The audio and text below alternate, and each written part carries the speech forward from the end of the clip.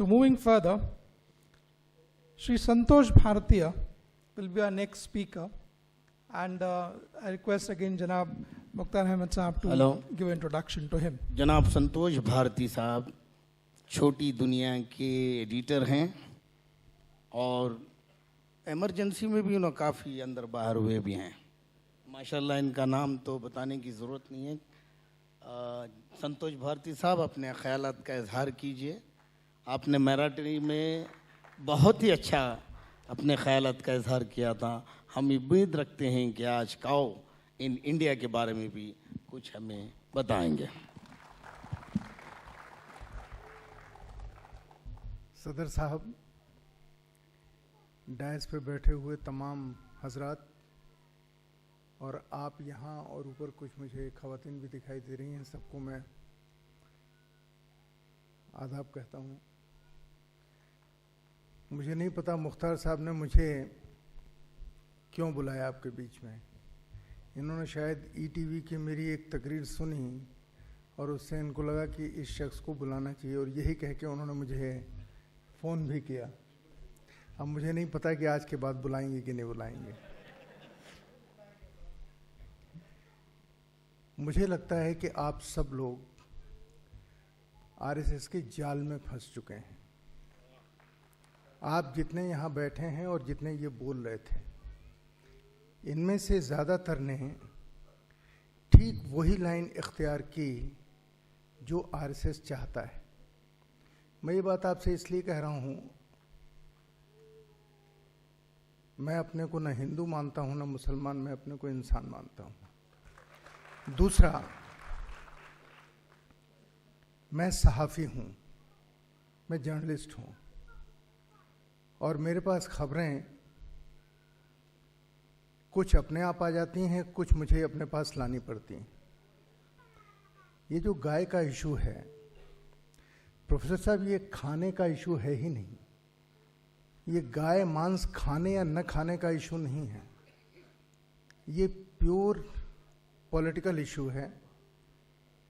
और इस जहाँ से ये इशू खड़ा हुआ वो बिहार इलेक्शन के बीच में खड़ा हुआ, और मैं बिहार के आप सबसे गुजारिश करूंगा कि बिहार के मुसलमानों के लिए ताली बजाइए और उन्हें शाबाशी दीजिए कि वो आरएसएस के जाल में नहीं फंसे।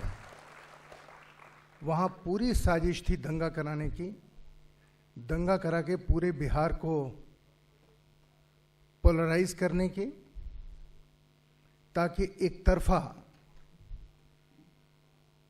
भारतीय जनता पार्टी की वहाँ सरकार बन सके। बिहार के मुसलमान उस जाल में नहीं फंसे, और मैं ये लिख चुका हूँ, टेलीविज़न पे भी कह चुका हूँ। अब सवाल देश के मुसलमानों का है, क्या देश के मुसलमान इस जाल में फंस जाएंगे? बिहार में दंगा इसलिए नहीं हुआ कि वहाँ हिंदुओं ने नहीं चाहा, बिहार में दंगा इसलिए नहीं हुआ क्योंकि वहाँ मुसलमानों ने नहीं चाहा, और ये हकीकत है। लेकिन देश के मुसलमान अगर इस जाल में फंस गए तो ये दंगा 47 से भयानक दंगा होगा, जिसकी पूरी तैयारी इस देश में कुछ खास ताकतों के जरिए की जा रही हैं, और उस तैयारी में ये छोटे छोटे इशू हैं, जिनमें गाय भी एक इशू है। आप उसके खाने न खाने के ऋग्वेद और उपनिषद के उदाहरण दे रहे हैं, ये बहस ही नहीं है। वहाँ पे बहस तो एक जो सेकुलर फेंस पे खड़ा हुआ हिंदू है, उसके मन में जहर घोलने की ये साजिश है। गाय का मांस खाएं या न खाएं, ये आरएसएस का मुद्दा है ही नहीं।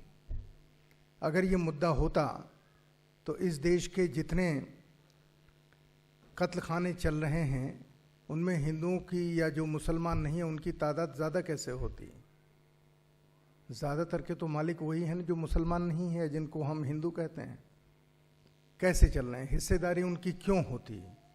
या अभी किसी ने संगीत सॉन्ग का नाम लिया, आपने लिया, एमएलए साहब ने। संगीत सोम क्यों डायरेक्टर होता किसी कत्ल खाने का? इशू नहीं है, इशू है इस देश में हिंदू मुसलमान दंगा कराना, क्योंकि मौजूदा सरकार मुसलमानों को मानती ही नहीं कि ये कोई चीज़ है। आपने कभी नरेंद्र मोदी जी के मुंह से, अमित शाह के मुंह से, अपने स्टेट के किसी भारतीय जनता पार्टी के नेता के मुंह से पिछले 1.5 साल में माइनॉरिटी शब्द सुना है या मुसलमानों के लिए कुछ करना चाहिए ये सुना है? नहीं सुना होगा, क्योंकि वो आपको मानते ही नहीं कि आपकी कोई एंटिटी है। और आपने अपने जाल में फंस करके अपने को इतना ज़्यादा बांट लिया है कि आपकी कोई कहीं ताकत रही नहीं, आप न्यूट्रल हो चुके हैं पॉलिटिक्स में। आपके नेता आपको धोखा दे चुके हैं। जितने मुस्लिम लीडर्स हैं वो पहले कांग्रेस के पेरोल पे थे, आज भारतीय जनता पार्टी के पेरोल पे हैं। ये बात मैं इसलिए कह रहा हूं क्योंकि अगर गाय का सवाल होता तो जितने भी विश्व हिंदू परिषद के लोग हैं, जितने भी भारतीय जनता पार्टी की या आरएसएस के लोग हैं, इन सबके घर में एक एक गाय बंधी होती। इनके घरों में गाय नहीं बनती। ये गाय पालते नहीं हैं, ये गाय का दूध नहीं पीते हैं, लेकिन गाय को बचाने की बात करते हैं। ये धार्मिक नहीं, ये पॉलिटिकल इशू है। हम दिल्ली में रहते हैं, हम दिल्ली में देखते हैं सड़कों के ऊपर शाम से गाय घूमने लगती है और सवेरे सड़कों से गायब हो जाती है। किनके घरों में जाती है? उनके घरों में जो मुसलमान नहीं होते और जो उसके गोबर को या उस गाय से दूध लेते हैं। मुझसे बनारस में एक मुस्लिम लड़के ने, किसी मीटिंग में मैं बैठा हुआ था, अभी 8-9 महीने पहले की बात है, एक किसी ने सवाल किया कि मुसलमान तो गाय खाते हैं, गाय काटते हैं। वो लड़का खड़ा हुआ, शायद मुसलमान ही रहा होगा, क्योंकि उसने कहा कि एक चीज़ बताइए, आप लोग सवाल उठा रहे हैं, हम कोई गाय की खेती करते हैं? हम गाय कहीं पैदा करने का फार्म हाउस हमने चला रखा है? मुसलमानों के लिए कह रहा था। गाय खेतों में तो पैदा होती नहीं है। गाय हमको कौन देता है? उसने कहा गाय हमको वही देते हैं जो गाय को अपनी माता कहते हैं। गाय हमको वही बेचते हैं जो गाय को माता कहते हैं, जो गाय पालते हैं।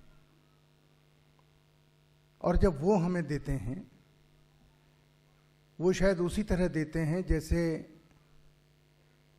बूढ़े होने पर अपने माँ बाप को लोग वृद्धाश्रम में, ओल्ड एज होम में भेज देते हैं। ठीक उसी तरह वो अपनी माँ को अपने घर से निकालकर सड़क पर छोड़ देते हैं, कुछ हमको बेच देते हैं। गायों की तस्करी करने वाले जितने बड़े बड़े ग्रुप अब तक पुलिस रिकॉर्ड में हैं, वो नॉन मुस्लिम ग्रुप हैं। इसलिए ये सवाल गाय का, गाय माता का, इसका है ही नहीं। ये सवाल है इससे आगे बढ़ के आपके बीच में और जो मुसलमान से दोस्ती रखते हैं उनको अलग रख करके उनमें झगड़ा कराने का, दंगा कराने का और मुसलमानों को मरवाने का। और इसके सबसे ज़्यादा दोषी आप कांग्रेस के लोग हैं। आप लोगों ने इतने सालों में मुसलमानों को उनका हक नहीं दिया, उनको एम्पावर नहीं किया। बीजेपी के लोग तो अभी आए हैं।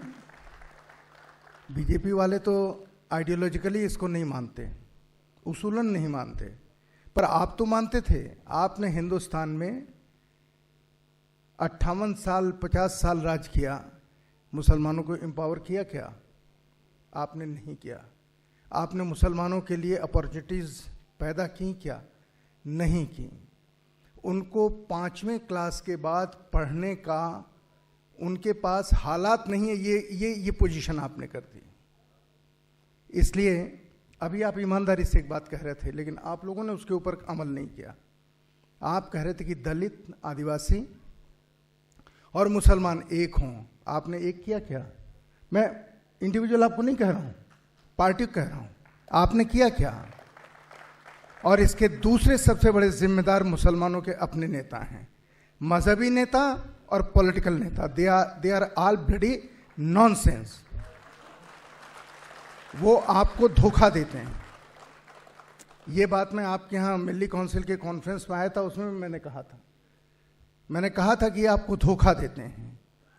जब मुसलमानों के ऊपर कोई बात आती है तब सबके पास जाएंगे, लेकिन जब दलितों पर कोई बात आएगी तो एक मुस्लिम नेता जबान नहीं खोलता।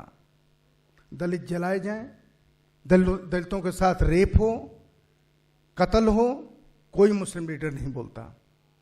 और आप चाहते हैं उसमें सब लोग खड़े हों, और अगर लोग नहीं खड़े होते हैं तो आपको बड़ा दुख होता है। ये आपके राजनीतिक सियासी नेताओं की हकीकत है। इससे बचने का एक ही रास्ता है कि अपने बीच जो भी है उससे सवाल पूछना शुरू कीजिए। कुछ मत कीजिए, उसे सवाल पूछना शुरू कीजिए। तुमने हमारे लिए क्या किया? पिछले चुनाव से पहले, क्योंकि मैं सहाफ़ी हूँ और आपके जो जमातों के नेता हैं, हालांकि हैं 36 फिरके, लेकिन सब बात अलग अलग करते हैं, मैंने उनसे एक ही बात कही, आप लोगों ने एक बड़ा गंदा काम किया कि हर एक ग्रुप ने अपनी एक पॉलिटिकल पार्टी बना लिए हैं सर। हर ने एक पॉलिटिकल पार्टी, मुसलमानों की राजनीतिक पॉलिटिकल पार्टी बना दी। क्या है दोस्त, बंद कर दूं? हैं? क्या करूं? हैं? 2 मिनट क्या करूं इस 2 मिनट का? अच्छा, 2 मिनट में कंक्लूड करूं? नहीं दोस्तों, इसका टाइम खत्म हो रहा होगा हॉल का, तो मैं बात खत्म करता हूं। मुस्लिम लीडर्स ने, नहीं, पॉलिटिकल पार्टियां जो इतनी ज़्यादा आपने बना ली, मुसलमानों को बांट दिया, इनको मत बांटिए। मैंने उनसे कहा कि इश्यूज, सवाल मुसलमानों के, उन सवालों को कम से कम 10 सवाल तो ऐसे बना लो जो सबके एजेंडे में हो, सारी मुस्लिम पॉलिटिकल पार्टीज के। उनके हर एक के फहरिस्त है, लेकिन सब अलग अलग है। मुसलमानों को रोज़ी मिले, मुसलमानों को रोटी मिले, उनको एजुकेशन मिले, हिंदुस्तान की सियासत में शामिल होने का मौका मिले, ये किसी के एजेंडे में नहीं है। बोलने में सबके है, लिखने में किसी के नहीं। किसी एक मुद्दे के ऊपर ये मिलके लड़ाई नहीं लड़ सकते। इसलिए मेरा अपना ये मानना है, आपसे मैं आखिर में यही कह के जाता हूं कि इस जाल में संघ की मत फंसिए, आरएसएस के, जो सारे ऑर्गेनाइजेशंस की माँ है, चाहे वो विश्व हिंदू परिषद हो या भारतीय जनता पार्टी हो। वो हिंदुस्तान में हिंदू मुस्लिम दंगा बड़े पैमाने पर कराना चाहते हैं, ताकि देश में पोलराइजेशन का माहौल बने और उसके बाद इस लोकसभा को भंग करके नई लोकसभा का चुनाव हो, जिसमें उन्हें 2/3 बहुमत मिल जाए। और उस 2/3 बहुमत के बाद हिंदुस्तान का नया कॉन्स्टिट्यूशन लिखा जाएगा। हिंदुस्तान के वो सारे मसले, जो मसले हमारे आइन के हिसाब से एक सुलझा लिए गए, उन मसलों को नए सिरे से खोला जाएगा। और ये जब बात मैं आपसे कह रहा हूँ, मैं एक सहाफ़ी के नाते कह रहा हूँ, मैं ख़बरों के आधार पर कह रहा हूँ। मुझे कोई इल्हाम नहीं हुआ है, न मेरी वो ताकत है, न हैसियत है, पर ये ख़बरें हैं मेरे पास। अगर ये ख़बरें झूठी हैं, मैं कान पकड़ के माफ़ी मांगता हूँ, लेकिन अगर ये सही हैं तो इसके जाल में और कोई फंसे या न फंसे, कम से कम आप न फंसे, ये इल्तिजा करके, खुदा से दुआ करके आपके बीच से आपसे इजाज़त लेता हूँ। शुक्रिया संतोष भाई, बहुत बहुत शुक्रिया। आई एम सॉरी कि अचानक लड़का आपको चिट्ठी दे दिया। सुनने वाले तो आपसे गुजारिश कर रहे थे, माफ़ी चाहता हूँ आपसे। मैं कह रहे हैं कि संतोष साहब के घर को आग लग गई घर के चिराग से। इनका एक ही मकसद है, वो कहना चाह रहे थे, अचानक जो है हमारे वॉलंटियर ने चिट्ठी दे दिया। मैं इसके लिए माफ़ी चाहता हूँ। संतोष जी शुक्रिया। और मैं इस पे यही कह दूँ श्री संतोष भारतीय जी को कि चिट्ठी सिर्फ आपको ही नहीं दी गई, सबको दी गई थी। The hateful of the community, and I believe with a good reason, not by being trying to be harsh or and pointing out the faults in the community. The audience was listening with such rapt attention and wanting him to speak more. So that, I guess, it's a beautiful audience here. Alhamdulillah. So the चिट्ठी का controversy हम ना करें और गाय पे चर्चा जो है हम जारी रखें।